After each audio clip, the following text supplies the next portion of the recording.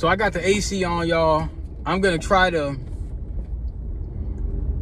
hopefully I don't know if it's gonna grab the microphone or whatever. I gotta go get some water, man. I ain't had enough water. It's hot outside, man. It feels good though. So part 2 of the Ed Pearson story, and I'm gonna upload some pictures, y'all, because I really wanted to do this on my podcast, but I'm trying to, you know, I use this phone, man, so I can just kind of be by myself whenever I'm kind of moving around. So Saturday was a big thing. We were 7-day Adventists growing up, right? So my dad was like, he was heavy into the, you know, into the religious stuff. So I guess he figured that if my kids, I might need to change this filter, it smells. My kids, I could kind of morally, you know, get them right. If I say, well, I'll bring them to church, I'll try to make sure they had certain morals and certain things that they don't do or whatever like that. So I guess he figured, well, I'm gonna operate under that pretense. You know, we didn't really have the kind of relationship, to my understanding, and I used to ask my grandmother about this all the time. We didn't really have the kind of relationship where it was a lot of father-son time, where he would kind of show, these rednecks got their American flags today. He would kind of show a lot. It was like tacit learning. So he wouldn't tell you a lot of things. Sometimes he'll just say, save your money, save your money. He would always say, he never really saved any money. And, you know, every time he get some money or whatever he would get from an odd job or whatever, it was never stable. So I was finding out more information about, you know, when we were growing up in that housing in River Bluff, my pops was never on the paperwork. So my mom was operating, the state was operating as if it was like Section 32 or Section 8 or whatever the case may be. He was never on the paperwork. So out of all those years and I think it could have contributed to the marriage too, because my mom might have been at a certain point was like, okay, I'm getting the finances through the state, you doing odd jobs, you not on paper. So this is like almost like some good time stuff almost when you think about it. And I was wondering why I like good times. But it, you know, she paid a certain amount of money per month. They didn't include his income because he never really had a stable income. So maybe over the years, you know, a woman is going to look and she's like, okay, well, I love my husband. But over time, a woman's going to want to know, is this going to get better? So they arguing and carrying on, and they always having some issue or something like that or whatever like that. And maybe she just got tired and basically was like, well, shit, I could do bad by myself. Because she's not seeing her life change at all. She's like, well, all right, I'm holding down the house. It's in my name. And, you know, it's crazy because my grandparents didn't really like him initially. They didn't really like him because they felt like, and over time, like I found out later, they felt like he wasn't really taking care of us like he should have. Basically, they felt like you should have been earning your keep. You should have probably bought them a house, whatever like that. So over the years, this is a long time, you know? So I had to kind of look at, there was things like, remember when I was talking about with the man being the villain? Law and order, whatever the case may be, right? My dad ruled with an iron fist. But my dad wasn't taking care of the house like he should have. I'm looking at that from an objective standpoint of view. My mom's on the paperwork, but mom, that's what you chose. This is what you chose. This is the man you chose. You see what I'm saying? So, you know, they having problems.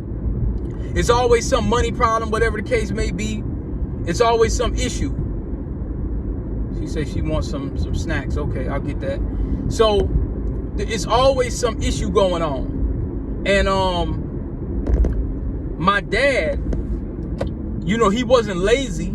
He just didn't gain from his fruits. So he used to always tell us, save your money, save your money. He never saved his money. He used to always say, buy your land, buy some land, buy some land. So I heard my aunt in Chicago, remember when I told y'all about that trip in Chicago, where my dad, my aunt had passed in Chicago some months back. And I should have parked up there. My aunt passed and said my dad had land But you know, if you don't pay taxes on the land will just go. So I start kind of looking at the land. There's 80 counties in Minnesota. I got to call all those up and look for what they call a parcel ID. I'm about to buy that damn land. I want it because I want to pass that down. I don't care where it is. I don't think it was up north because I heard there's a lot of timber. So it probably could have been south, southwest. That's what I'm thinking. So I'll start with those counties. That was one of the story times that I was going to do. So I got to make a long list of all the counties and see if that land had been what they call land tax forfeiture. So you have to look up the parcel ID or call all these county offices and stuff like that. So, but I was told that he bought some land. He used to tell a lot of tales, but I don't think he would lie to my aunt in Chicago. My Aunt Jo, she used to kind of keep me up on a lot of the family. Another thing that my dad had, he had a lot of these stories about Mississippi. And so I started learning about those and stories where it makes you proud of your heritage. You see what I'm saying? One of the stories he used to always say is, you know, he had a situation where he was down in Mississippi. Now this happened, you know, so they say Papa was a Rolling Stone. Now I kind of understood as I got older why our relationship wasn't really. His dad used to show up in Mississippi with a Cadillac, hand his grandmama some money and leave. You know what I'm saying? Or hand his, you know, hand my dad's mom some money and leave. That's what he would do. Callis Pearson, he's buried up here. I need to go look up his burial and see where he's at and stuff like that. He was also from Chicago by way of Mississippi or whatever. Like most of us, most Black Americans is from that South region. Most of us is from that region. So there's a lot of stories they had.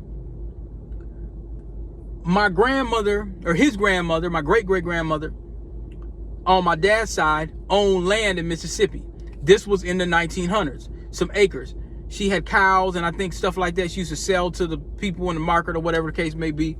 I heard stories of, I always talk about this story where they said something about where I think the neighbor said they stole sugar cane. Now, the backstory I found out was, he said that they stole some sugar cane from the neighbor and got caught. So she tied him to a tree and was whipping their ass or did something like that. And the sheriff came down talking about, you can't whip these kids. The story that I heard from my pops is she had a 4.5 and a shotgun and told the sheriff, I will unalive your ass. You better get off my property. That's the story he told me. The sheriff got scared and was kind of like, well, damn, you know what I'm saying? I ain't gonna mess with her. So you had some crazy black folks back then. Not everybody was basically just, you know. So now that story got confirmed. But so what I found out from my aunt, because, you know, my dad used to kind of cap the story a little bit.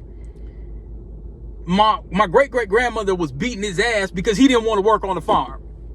That's what Aunt Jo said. Then she, you know, said, so she's the older sister, so she gonna keep it real. She said, man, that nigga ain't want to work. That's the word that she told me when I was on the phone. She said that nigga didn't want to work on the farm. So she beat his ass. But their grandmother was upset also because they said their mama just dropped them off in Mississippi and went off to Chicago. So she was a little salty about that. That was also a story too. So she was kind of like, well, damn, you done dropped all these kids off on me and just left. So she's, you know, a little bitter about it. She's like, well, these my grandkids. These niggas gonna work. You see what I'm saying? They're not just gonna sit around and eat sugar cane and eat snacks and fruit all day, because she had property. She had all that kind of stuff she could eat. But my dad didn't want to work. He off there BSing around and stuff like that. So she beat his ass. And she said, my aunt told me that that's what she used to do. She always beating his ass because he ain't doing what he supposed to do. You see what I'm saying? So that thing with the sheriff, she basically told the sheriff, go to hell. I'll pop your ass. Get the hell off my property. And the sheriff didn't come back. That's the story that I heard. So now, other stories that I heard was, and I'm gonna put them pictures, I'm gonna put some of those pictures up too. The other stories that I heard was, you know, they got down there from Mississippi by way of South Carolina. I was told that they was Blackfoots or creeks or something. You know, some of them creeks, the quote unquote red creeks, some of them had enslaved black folks too. They were working with the Confederates, so they was down there. So there's a whole bunch. I had to find out about that, but they said that some of them was Creeks or Blackfoots, and they was all mixed in doing stuff. But anyway, the story was that in South Carolina, there was family in South Carolina where somebody took one of our family members and lynched him, and the family members got back. They got back and you know, they gave that race soldier the business and went down to Mississippi. That was the story that I heard, and I'm quite sure that that happened. But I don't know. I'm not sure how to trace all that back to Carolina or whatever. But a lot of black folks came in through that South Carolina. They came up through the Charleston, that whole thing. You know what I'm saying? That's where a lot of slavery business happened. New York, Carolinas, Maryland. You know what I'm saying? So, that was a lot of historical. My aunt had all that, and she still got pictures to this day that my cousins have. But she used to tell me a lot of different stories and stuff. But, you know, she said her dad, which I guess, you know, was married to the, you know, my great-great-grandmother, Callis, used to just show up, or not married to, that was with Maddie Pearson, my dad's mother. He'd show up in Mississippi every now and then. I think he maybe come down from Chicago and just give him a wad of money and bounce. Damn, I gotta get some more shit. Oh man. You know, so Papa was a Rolling Stone. He didn't have that connection with his father to that degree. But you gotta think, my dad had prior kids before he had us. So that Rolling Stone thing, you know, multiple different families, that breaks up families. But that was the thing. And so I didn't want that for my son. So I broke that generational curse quick. I knocked that right out. I didn't want to have no kid out of wedlock. I didn't want to have that. And I wanted to have more of a direct connection with my son. You know, where my son, when I come home, my dad, my son, he's running up to me. He wants to be around me. You know, I wanted to have a different relationship than my pops. And I'm quite sure that my dad was alive, he would really love my son. He probably would treat him better than me. You know what I'm saying? Which is just fine. You know, so that was a family dynamic, and I believe it was prevalent. That was something that happened. All of us weren't perfect, you know. All of us wasn't perfect. I mean, they say it could be worse then. They say it could be worse now. Like, you know, with the baby mama thing and all the, you know, that correlated to the, you know, single mother homes with the prison population. If you look at most of the folks in prison, they come from single mother homes. A lot of them do. That's just a fact. But now, they used to do that back then too. But the difference was, you know, I think you probably just had more black families, but some folks was Rolling Stones too. Back they try to say that about the young people, like, well, you know, they just they ain't take care of their kids, but they was doing some of that back then too. They was doing some of that back then too. You know, I remember my grandma was telling me one day that there was some dude, and this is a notable Negro from Minneapolis. I'm not gonna say who he is. I can't remember his exact name, but he's like a preacher. He's a notable nigga. He's notable. Like, people look at him in a certain, but she was telling me, like, in the 70s or like in the 60s, something like that, they said that dude had about 1 million kids up in Minneapolis. That is supposed to be your so-called distinct Negro, like this very civilized, very, you know, he's supposed to be somebody. This dude's supposed to be, you know, a good dude, and that man got bastard babies everywhere. And she said that the nigga was bragging about it back then. Yeah, I got about 15, 20, 30 of them floating around here. Yeah. So they was doing that back then too. That civil rights generation and before, you know, they was doing that. They was doing that back then too. It's not just the, well, you know, it's just the Chief Keef and all them and the drill rappers, and they don't take care of their kids. Yeah, y'all niggas was doing that too. This ain't nothing new under the sun. So, but I didn't want that dynamic, you know, for my child. So I kind of watched certain things that my father would do. I would watch him go out and paint. And, you know, sometimes I would try to, you know, he'd give me the brush and I start painting and stuff. And he would do a lot of like little odd jobs. So I would watch how he would sell stuff. And, you know, I'd be like, well, okay. So I might make a little spreadsheet or something like that, you know, when I was a kid, or, you know, and I would use the software and I would try to track some of the sales and do, you know, little things I would do. I would kind of pick up and see that. And he had a lot of grit. You know, this man waking up at 5 in the morning, 6 in the morning, getting to it. It wouldn't materialize because he wasn't organized to follow through. So I had to kind of learn how to, you know, when I was hustling and, you know, when I was selling things and mixtapes and t-shirts, and even when I even got to my books and stuff, I had to kind of take some of that, you know, and get watch, you know, all of the different things I used to see him do.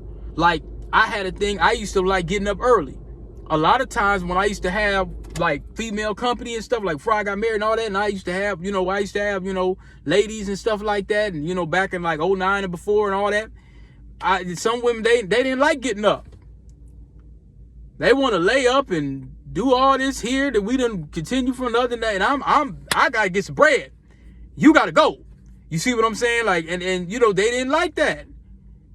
I can't sit around. I don't have like, if I'm not adding, I'm worthless. And maybe that's something he kind of put me into. Like, he used to always talk about folks that worthless. Like, okay, a grown man that ain't got no occupation or ain't doing nothing at all, he might as well be dead. I kind of adopted some of that same kind of ideology. Like, if you ain't adding, you subtracting. Nigga, you get carbon, what they call that in the ozone, you get carbon weight, nigga. If you're not adding to the equation, you're subtracting. Now, some people say, well, you might do some stuff that you ain't supposed to do, and that might be subtracting. Yeah, that might be subtracting too. But now, some people might do something temporarily that they probably shouldn't be doing, and then add to the equation later. Some people might. And some people might say, well, that's wrong, you ain't supposed to do that. Well, yeah.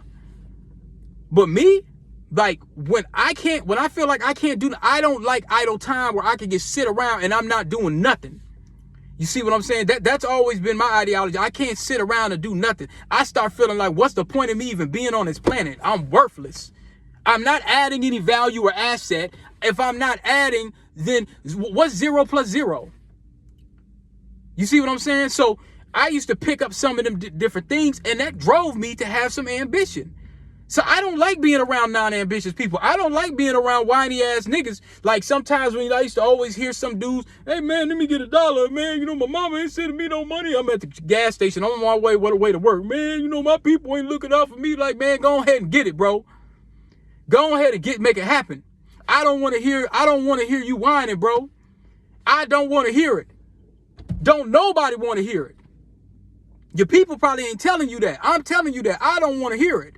The world don't care about a grown man that's, you know what I'm saying? Like, I used to hear some of these dudes when I be on my way to work whining at the train station about what they folks can't do. And man, you ain't give me $2. Man, black folks ain't right. Black folks ain't right. Man, you gotta make it happen, brother. So some of those things kind of helped me. You see what I'm saying? Where I was like, okay, I got to make it happen. So I ain't really have nobody come to me to tell me what I need to do. DP, you don't do anything. I didn't have my mom or my parents. They didn't have to tell me. I had some ambition about myself or what I wanted to do. Even if I didn't have the whole idea, but I always wanted to do something. So we'll add that too.